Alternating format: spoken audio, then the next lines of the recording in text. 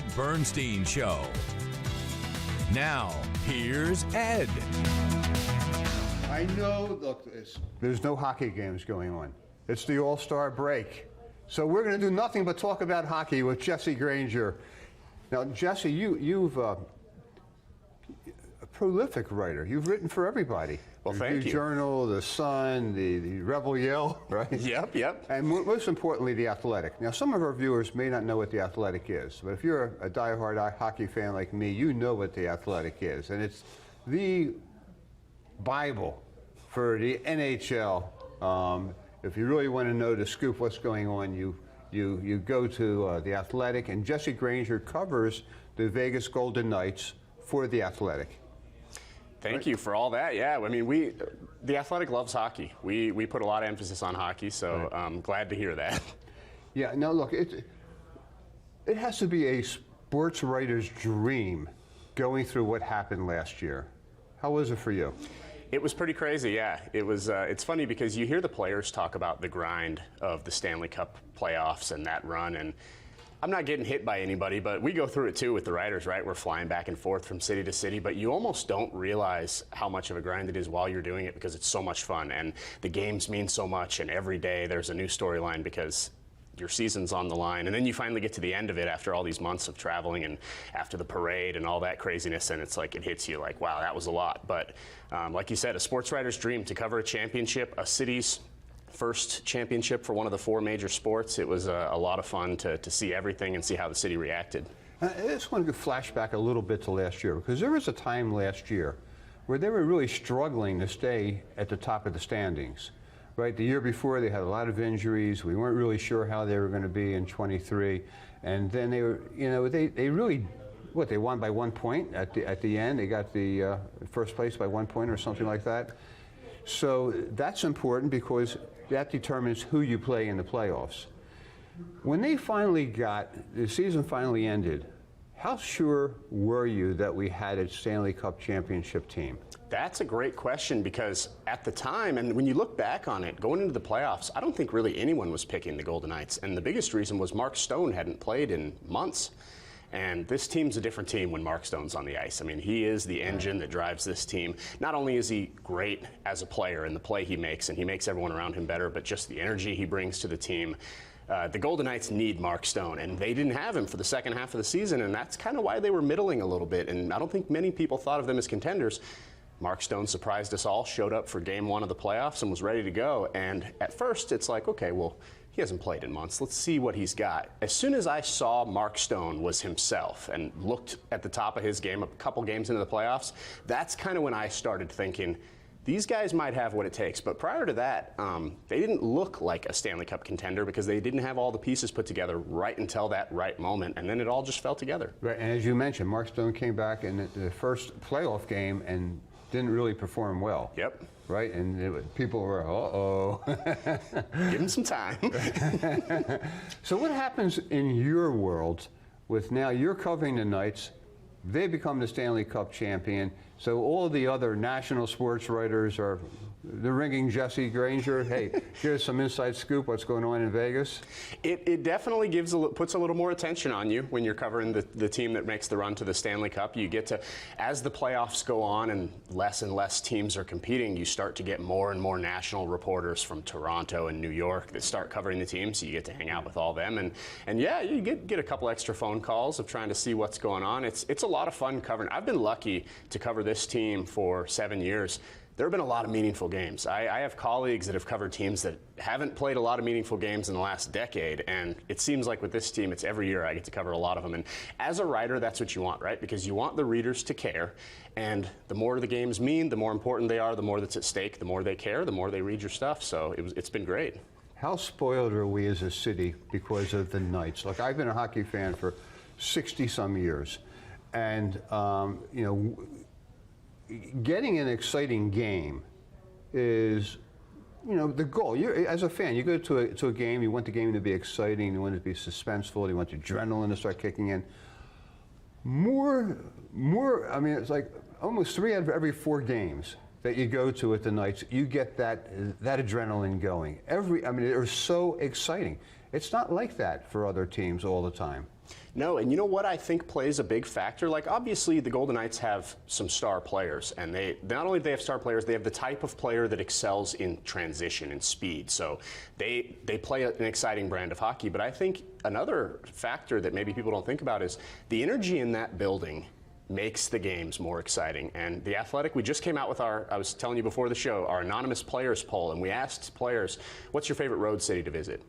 Not surprising to anyone that Vegas ends up on top of that list, but the players, they didn't say it's because we love to gamble or we love to eat at the restaurants. They said the energy in that building is unlike any other building in the NHL. It feels like a nightclub the moment you step onto the ice. The fans are always loud, they bring it, and when you play in that kind of environment every night, it's easy to get an exciting game. I definitely think that plays a role.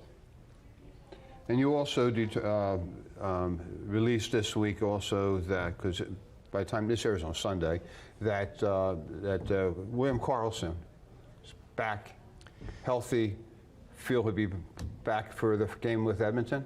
Yeah, it looks like it. I mean, the Golden Knights took him off long-term injured reserve, which is always a good sign. You don't want to keep too many guys on the roster if they're not going to be able to play. So we haven't confirmed for sure that he'll be playing against Edmonton, but man, do they need him back. The way he played against Edmonton in the playoffs, really shutting Connor McDavid down to the point where Oilers ex-coach now, Jay Woodcroft, was avoiding putting Connor McDavid on the ice against William Karlsson. That's about as big of a compliment as you'll get in the NHL. Yeah. And so it looks like they're going to get him back. It's been a while, but yeah, they definitely need him on the ice. He's one of the most underrated players in the league.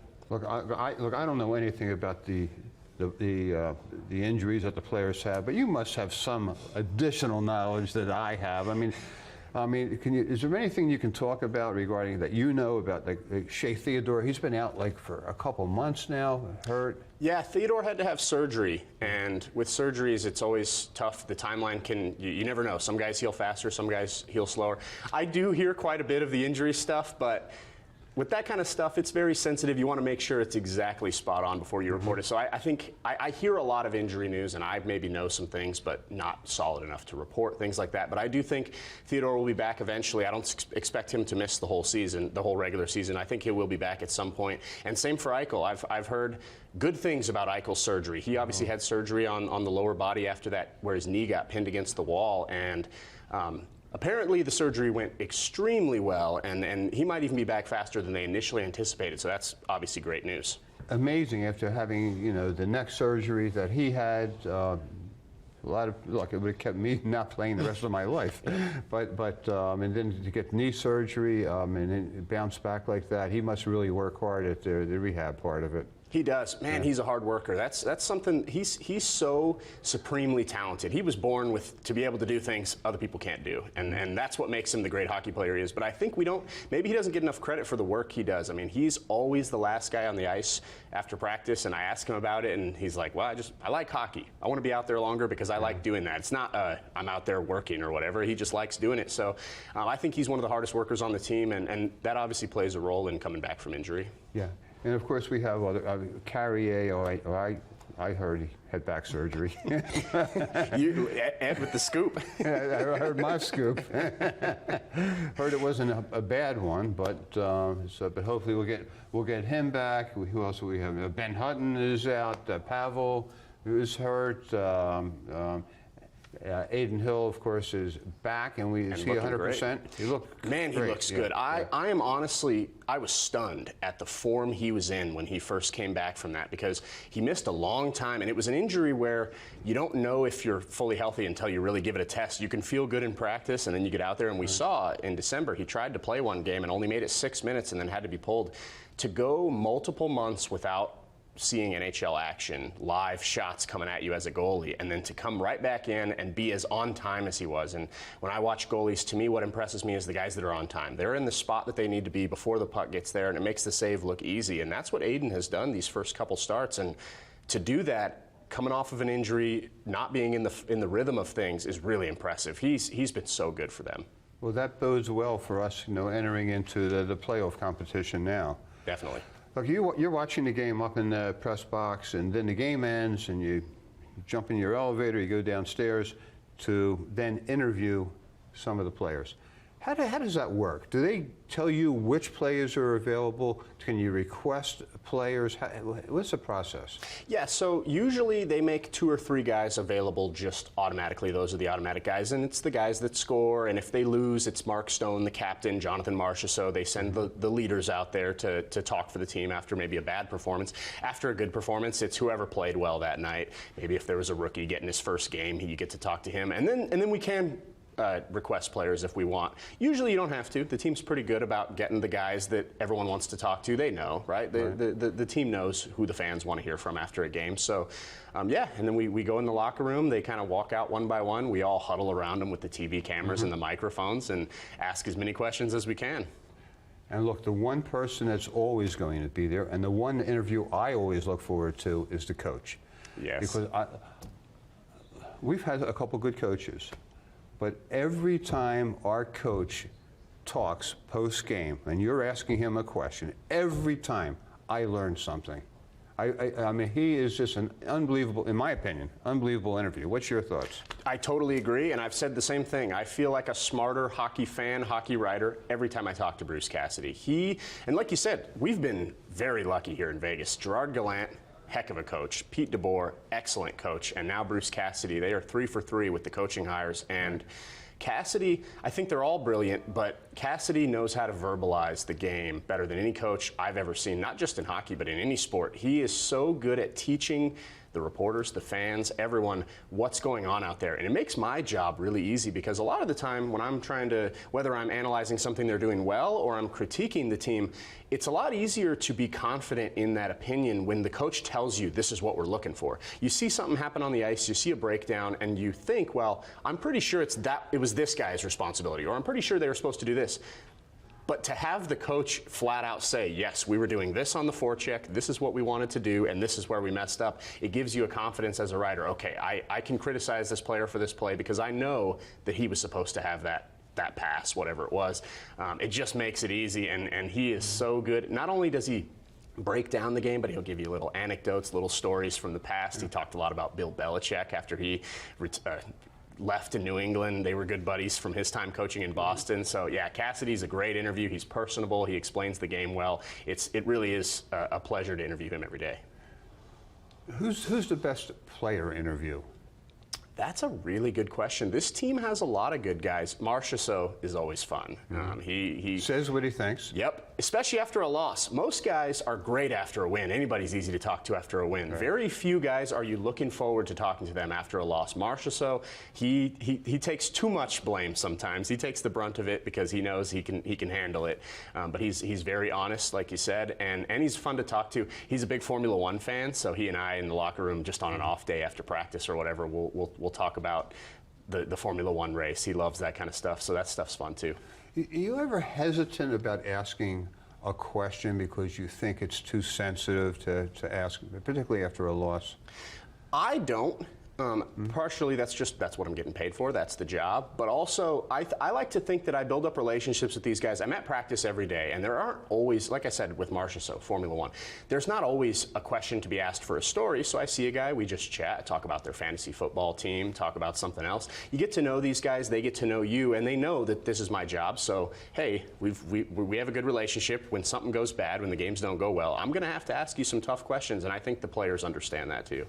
When I listen to some of the national broadcasters on hockey, they seem to be a little bit dismissive of the Golden Knights right now.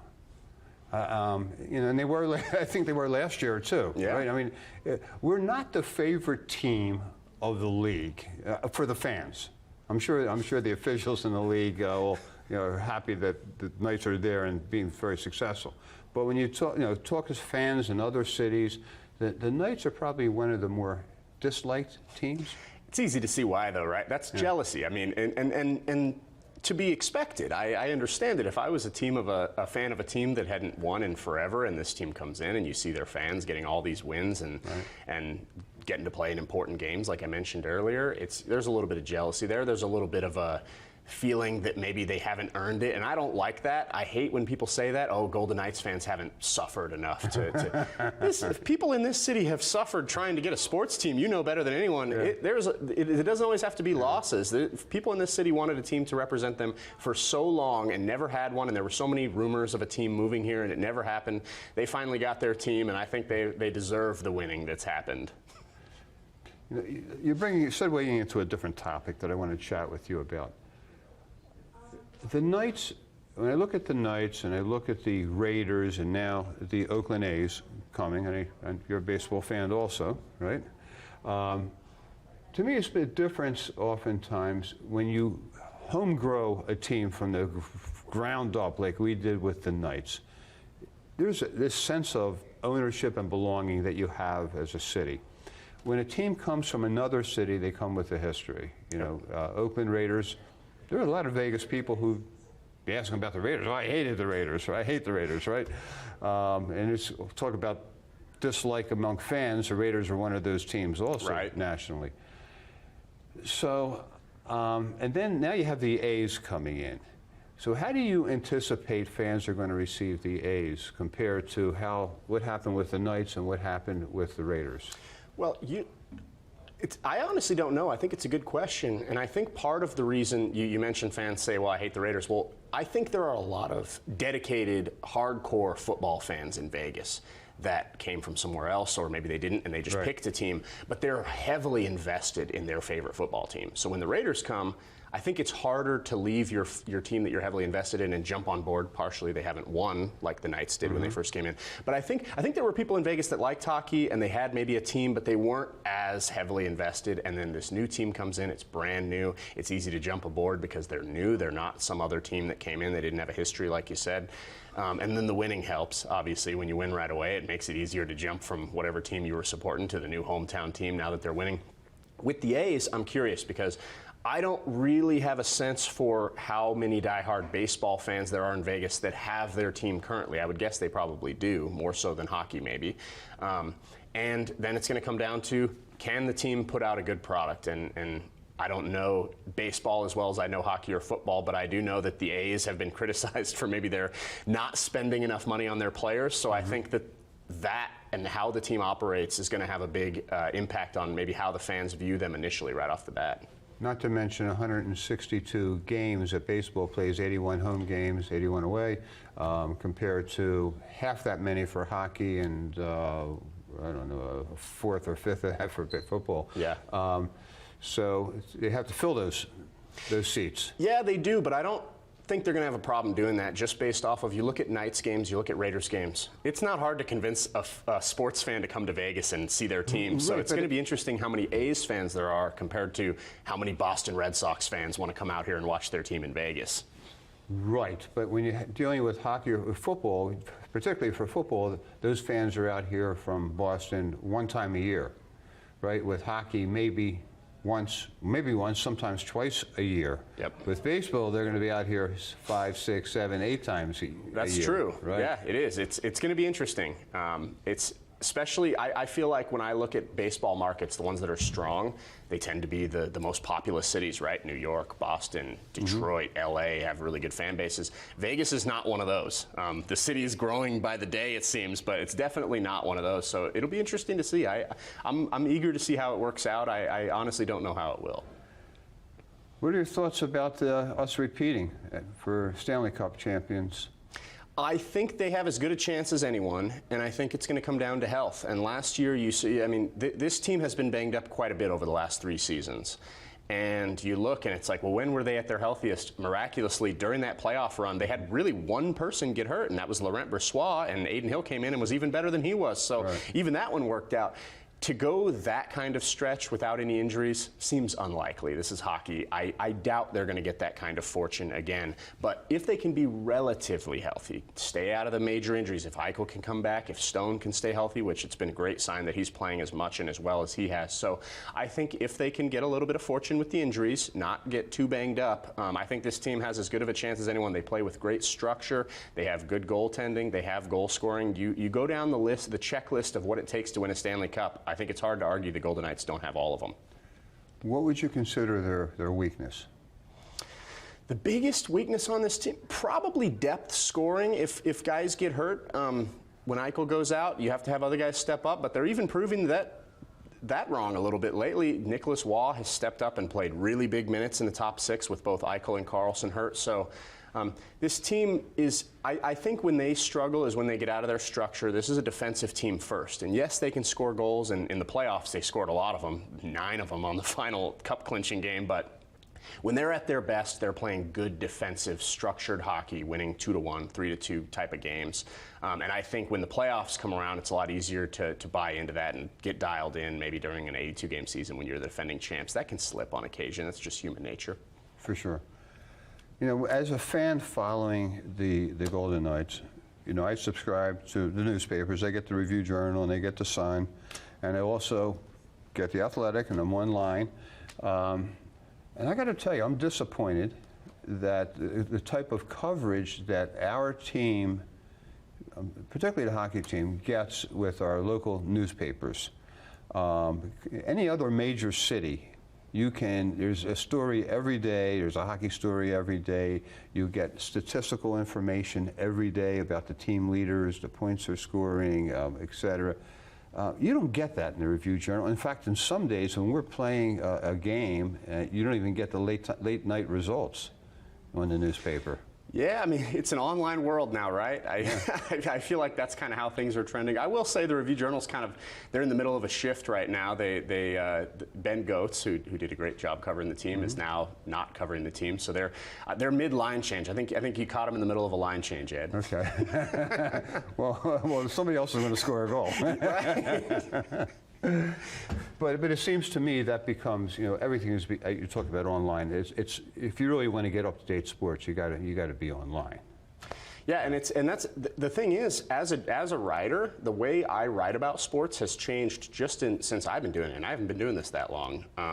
You used to write a story to tell everyone what happened in the game, and nowadays, the way I feel, anyone who cares enough about the Golden Knights to have a subscription to The Athletic, they're watching every game. And if they aren't watching it, they're looking at say they're at work or something, they're looking at their phone, they're getting updates. Every time Jonathan Marchessault scores, they know whether they're watching the game, whether they're at it, whether they're watching on TV, or they have their app open on their phone watching the live scoring. So to me, telling people what happened, that's kind of a thing of the past. I want to tell them why it happened, how it happened, some behind-the-scenes story from the locker room, something like that. That's kind of the way I approach it because, like you said, it's an online world. Very few people are waking up in the morning wondering if the Golden Knights won last night. They all already got their updates on their phone the second it happened. So, yeah, it's everything's shifting, and my profession's no different. I like it. I personally love to tell the personal stories, to try to humanize the players, show everyone that these are just people just like you and I. They're just really good at hockey. And we have so many of those stories on our team. When you look at the players in different sports, and it seems to me that hockey players are in a world of their own. I mean, they seem to be more of just the blue collar, work hard mentality. They always seem to be accessible. They always seem to be active in the community. They always seem to be friendly. Less drama, although I know there's something going on in Toronto or in London or something. There's a problem there. Well, not our story. Right. But by and large, there's a lack of drama and criticism and negativity in the personal conduct of hockey players compared to other professional sports. My observation. I think you're right. I think there are problems with hockey culture, and you mentioned something really bad happening up in Canada. Well, I guess we just talk about what it is quickly. There's sexual assault lawsuit against some players in the NHL. And there are problems with hockey culture. I don't think hockey culture is perfect by any means, but I do think hockey culture gets some things right. And part of it is the team first mentality, the workman-like mentality that you talk about. Players hate talking about themselves in a positive light. They always want to, and I've learned that. If you want a good quote about how good Mark Stone is, don't go to Mark Stone for it. Go to his teammates. His teammates, they'll tell you how great he is all day long. Right. Hockey players don't like talking about themselves. And yes, that is, I think, like I said, it's not perfect, but I think hockey culture has some great aspects to it, and one of them is the personable, team-first, workman-like mentality that pretty much all hockey players have. Last year around this time, we obtained Ivan Barbasov. Do you anticipate us making any trades between now and the playoffs? You know what? It's hard to ever say this team won't make a trade because of how aggressively they've operated. Kelly McCrimmon and George McPhee do not sit on their hands and wait. If they see a player out there that they think can help the team, make the team better, they go for it. So while you mentioned earlier, you asked me what their biggest weakness is, I'm struggling to find a weakness. This team doesn't have many, but when the trade deadline rolls around, I think they will probably make a trade. I don't think it's going to be a massive trade. They traded for Mark Stone at the deadline. I don't think something on that scale is going to happen. But I could see, similar to an Ivan Barbashev, finding a good player that fills a role that you need. Ivan Barbashev isn't a premier player, but man, does he get to the front of the net and create havoc, and he gets in on the forecheck and hits guys, and that line needed that, and he's been perfect for that line. So I think they've probably identified a couple guys around the league that maybe can fill into a spot and give them exactly what they need, and they'll try to get them around the deadline. They don't have a lot of cap space to work with. That's a problem for pretty much every team in contention, so you've got that to deal with, but they find a way. They make the money work. And what's your Super Bowl prediction? You know what? It's going to be fun. I think the Niners will win. Rematch from a few years ago. I think it's going to be a good game. These two, to me, those are the two best teams in the league. It should be fun. I think the Niners will win. I like Shanahan. I'm a Broncos fan from Colorado originally, so I'd like to. We already saw Shanahan coach McCaffrey to a Super Bowl. Their dads, and now the kids are there in San Fran. So I'd like to see them win. Okay, so you heard it, Jesse Granger. You can catch him on The Athletic, Twitter, all those other social media avenues, and say hello to him at the game. Absolutely. Thanks, Jesse. Yeah, thanks for having me, Ed.